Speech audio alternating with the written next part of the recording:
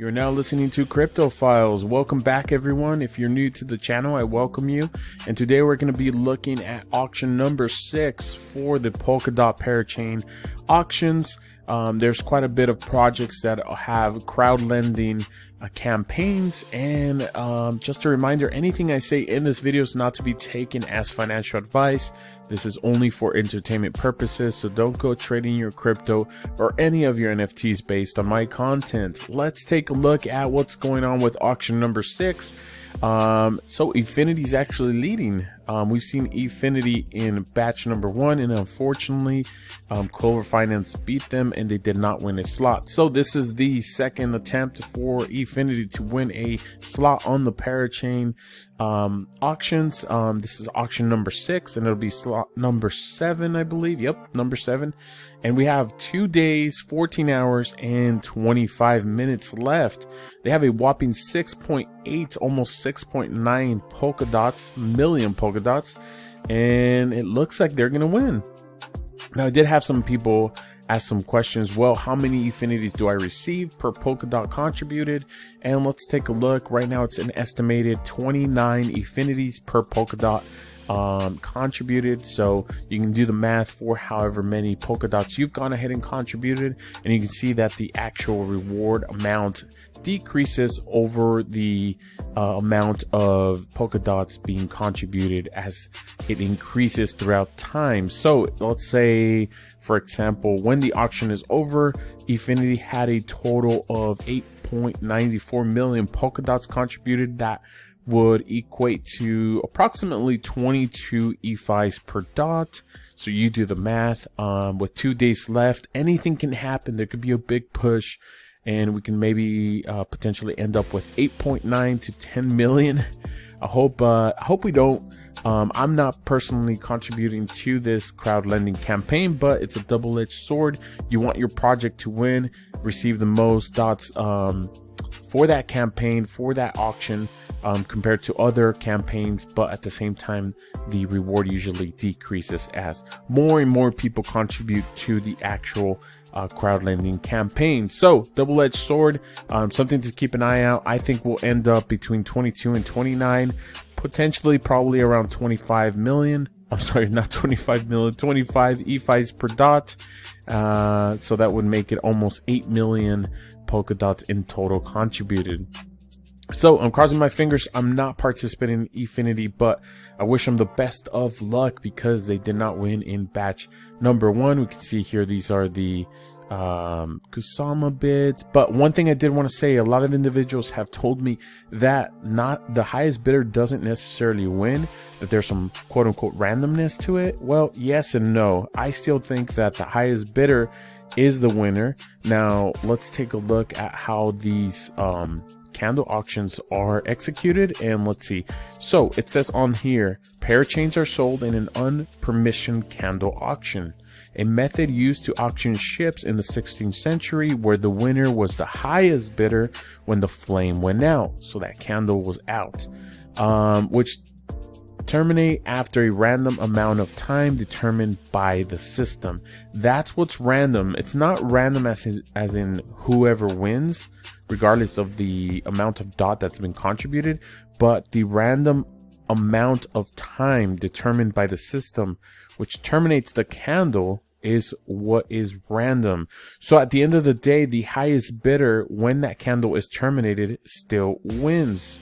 It's not so much that they just randomly select a winner, but the person with the highest bid, not the person, the project with the highest bid wins when that random time is determined to terminate the candle. Okay, so it does matter if you are the leading bidder for that auction for the slot, and at the moment Efinity is with 6.8 million Polkadots, composable finance 4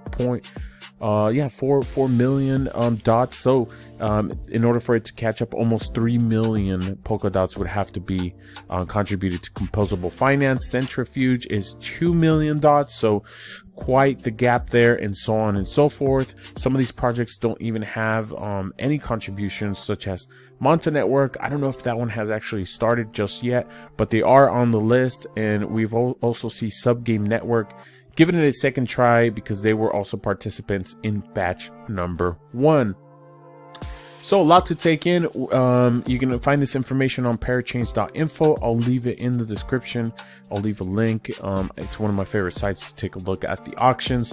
You can see Efinity has just taken off, and they have gone ahead and dominated this auction.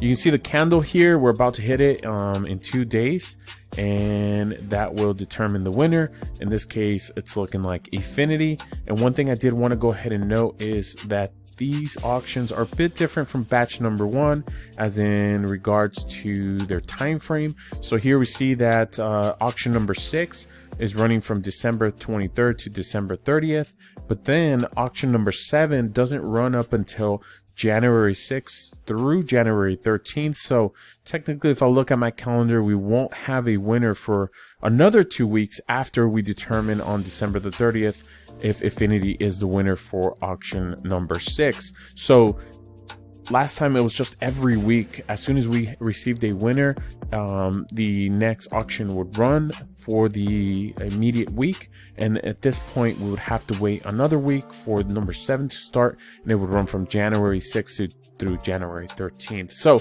a little bit of a difference, but that's how they will be running batch number 2. Let me know what you guys think. If you guys are contributing to any of these projects in batch number 2, I personally am not, and I wanted to go ahead and contribute to Engine's Efinity crowd lending auction campaign. I'm sorry, but I'm in a restricted area, which is a huge bummer because I personally think that Engine has a huge role to play with NFTs and the development of NFTs in video games. That's right. So Efinity is part of Engine. It will be their Parachain that will be launching on the Polkadot ecosystem, which will give them a lot more features and more development room for more advanced features as they partake into the ecosystem that allows them to interact with other Polkadot parachains and transfer value as in assets and NFTs through the Polkadot ecosystem. And it'll be quite different from how they're currently running, which is on the Ethereum blockchain. And I believe they will be developing new features which will then only be available on the Ethereum blockchain through Engine when Ethereum upgrades to Ethereum 2.0. So I'm excited to see what differences we see between Engine and Efinity as a parachain, and they got it all going on. You know, as soon as what they've gone ahead and done is they've given you a framework to go ahead and integrate NFTs into your dApps and video games. They have SDKs, and they've gone ahead and given you an Efinity Engine wallet for you to go ahead and start your ecosystem. They got a marketplace, and they also have an SDK for gaming engines that indie developers use and AAA developers use to create video games. They got a ton of information on their website in regards to what are NFTs, how you can join the virtual economy of tomorrow, not just in video games, but they really want to showcase the power of NFTs and how you can go ahead and apply them to any of your dApps and businesses so that you can benefit from them. And they're giving you a shortcut to not have to build an entire blockchain for your product, a marketplace or wallet. All that is given to you in their framework, and you can take off from there. And yep, so I think that they play an insane and important role in this the future of NFTs.